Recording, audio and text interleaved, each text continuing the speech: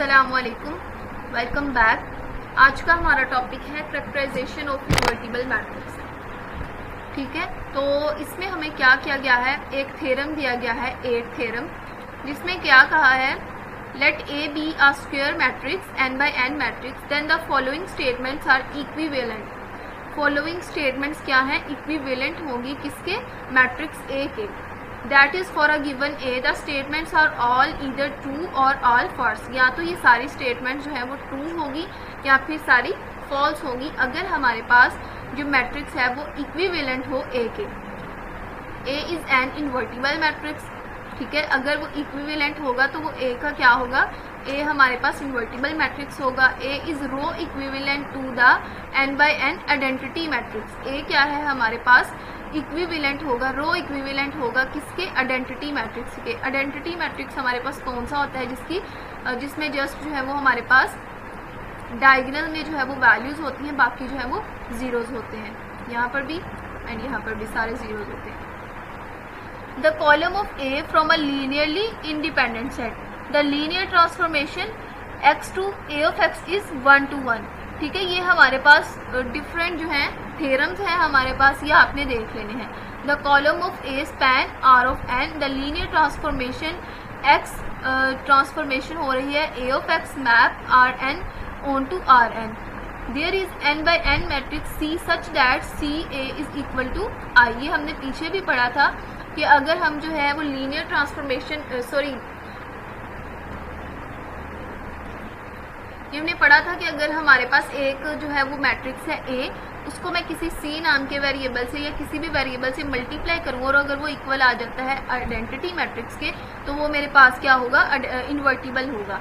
There is an n by n matrix D such that AD is equal to I। ये भी वही है कि अगर मैं उसे किसी D नाम के मैट्रिक्स से जो है वो मल्टीप्लाई करती हूँ अपने A को, और उसका आंसर क्या आ रहा है, आइडेंटिटी मैट्रिक्स आ रहा है, तो वो मेरे पास क्या होगा, मैट्रिक्स A मेरे पास इन्वर्टिबल मैट्रिक्स होगा।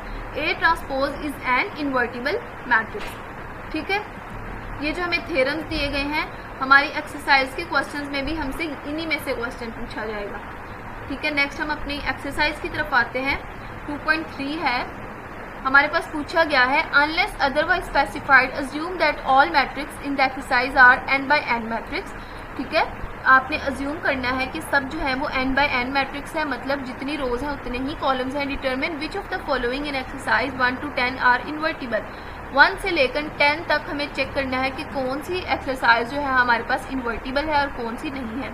Use a few calculation as possible justify और आंसर। तो इन्वर्टिबल के लिए हमने लास्ट एक्सरसाइज में पढ़ा था कि अगर हमारे पास कोई मैट्रिक्स है, उससे मैं उसका जो डिटर्मिनेंट लूँ, अगर तो मेरे पास उसका डिटर्मिनेंट जो है वो 0 आ जाता है। डिटर्मिनेंट अगर फाइंड करें हम इसका, ए मैट्रिक्स का, फर्स्ट वाले का, तो यहाँ पर देखें 6 को 5 से मल्टीप्लाई किया तो यहाँ पर आएगा -30 माइनस 7 3 21 बट -21, यहाँ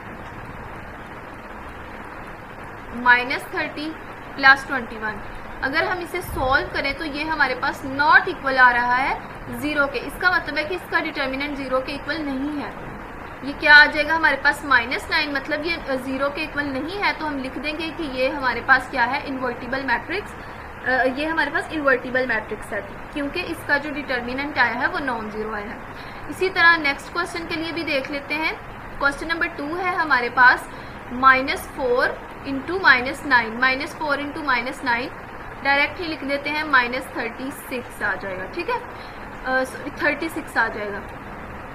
देन फॉर्मूले का माइनस एंड 6 इंटू 6 36, तो ये हमारे पास इक्वल आ गया है 0 के। ठीक है, तो ये हम कहेंगे कि ये हमारे पास जो मैट्रिक्स है वो नॉन इन्वर्टिबल है, नॉट इन्वर्टिबल है, क्योंकि इसका जो हमारे पास आया है डिटर्मिनेंट वो इक्वल आ गया है 0 के। ओके, देन क्वेश्चन नंबर 3 4 5 6 7 8 9 10 तक हमें जस्टिफाई करना है कि हमारा जो मैट्रिक्स है वो इन्वर्टिबल मैट्रिक्स है या फिर नहीं। इसी तरह हम क्या करेंगे, इनके जो है फाइंड करेंगे, डिटर्मिनेंट फाइंड करेंगे और फिर फाइंड करेंगे कि क्या ये इक्वल आता है 0 के या फिर नहीं आता 0 के। ठीक है, तो मैंने जो है वो इसके रिलेटेड भी वीडियो अपलोड कर दी है कि आपके पास अगर इस तरह के मैट्रिक्स हैं तो आप इजीली जो कैलकुलेटर को यूज़ करते हुए किस तरह से फाइंड कर सकते हैं अपना डिटर्मिनेंट, ठीक है। तो आप कैलकुलेटर को यूज़ करते हुए जो है वो डिटर्मिनेंट फाइंड कर लें, और अगर तो वो इक्वल के 0 के आ जाता है तो आप उसकी सिचुएशन बता देंगे। अगर हमारे पास इक्वल टू 0 आ जाता है तो वो हमारे पास नॉट इन्वर्टिबल होगा, अगर इक्वल नहीं आता 0 के तो वो हमारे पास इन्वर्टिबल होगा। ये आपने क्या करना है, थोड़ा सा जो है जस्टिफाई भी कर देना है अपने आंसर को, मतलब ये लिख देंगे क्योंकि इसका डिटर्मिनेंट जो है वो 0 के इक्वल है, इसलिए ये आंसर है। ऐसा करके क्वेश्चन नंबर 1 से लेकर 10 तक हमारे पास सेम क्वेश्चन है।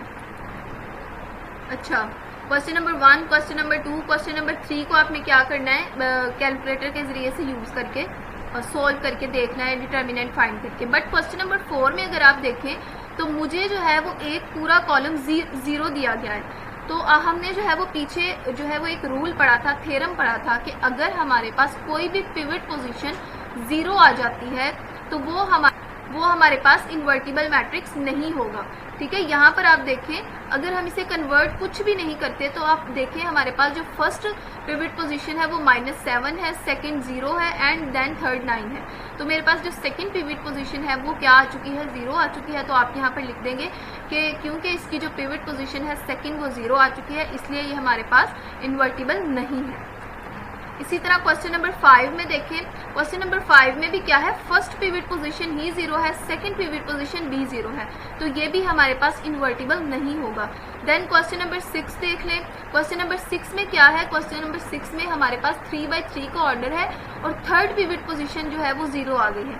तो हम लिख देंगे कि ये भी हमारे पास इन्वर्टिबल नहीं है। क्यों इन्वर्टिबल नहीं है, आपने जो है वो उस पहले थ्योरम को भी डॉट्स लगा के, जैसे साइड पे क्वेश्चन के साइड पे जो डॉट लगा के आपने वो थ्योरम मेंशन करना है कि हमने पढ़ा था कि अगर तो है कोई भी पिवट पोजीशन 0 आ जाती है तो हम वो उसे नॉन इन्वर्टिबल कंसीडर करेंगे। क्वेश्चन नंबर 10 करने के बाद हमने इस एक्सरसाइज के 1 to 10 क्वेश्चन करने हैं एंड देन हमने क्वेश्चन करना है 33 एंड 34। 33 एंड 34 क्वेश्चन में हमें क्या कहा गया है हमें जो है वो इक्वेशन दी गई है, और हमने क्या फाइंड करना है, इसका इन्वर्स फाइंड करना है, ठीक है। इस इक्वेशन का हमें इन्वर्स फाइंड करना है। ये टी इक्वेशन दी गई है, हमें इसका इन्वर्स फाइंड करना है। तो ऑफ कोर्स हमें क्या करना पड़ेगा, सबसे पहले हम इस इक्वेशन को जो है वो मैट्रिक्स की फॉर्म में कन्वर्ट करेंगे, देन हम क्या करेंगे, इसका इन्वर्स फाइंड करेंगे, ठीक है। तो इसका सोल्यूशन जो है वो देखते हैं। क्वेश्चन नंबर 33 एंड 34 जो है वो सेम मेथड से हैं। 33 जो है वो मैं आपको करवा देती हूँ, क्वेश्चन नंबर 34 आपको पुट करना है, ठीक है। तो ये है क्वेश्चन नंबर 33, ये इक्वेशन दी गई थी मुझे, -5x1 + 9x2, 4x1 - 7x2। क्या करेंगे, सबसे पहले इसे मैट्रिक्स की फॉर्म में कन्वर्ट करेंगे। तो यहाँ पर आ जाएगा -5, 9, 4 एंड -3। पहले मुझे चेक करना है कि अगर तो ये इन्वर्टिबल होगा तभी मैं इसका इन्वर्स जो है वो फाइंड करूँगी, अदरवाइज इन्वर्स फाइंड नहीं करेंगे। तो यहाँ पर आप देखें, जब इनको आपस में मल्टीप्लाई करेंगे तो 5 को 7 से मल्टीप्लाई करेंगे तो आएगा 35, माइनस का साइन आएगा फार्मूले का, एंड 9 4 ज़ा 45। तो ये हमारे पास -10 आया है which is not equal to 0। इसका मतलब है कि ये आंसर हमारे पास क्या है, इन्वर्टिबल है। अगर इन्वर्टिबल है तो हमें क्या करना है, इन्वर्स फाइंड करना है।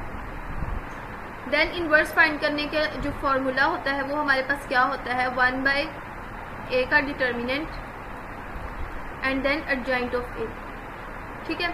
तो डिटर्मिनेंट जो है वो हमारे पास -10 आ चुका है, हम इस फॉर्मूला में पुट करेंगे अगर, तो यहाँ पर आ जाएगा -10। अब हमें क्या करना है, एडजॉइंट फाइंड करना है।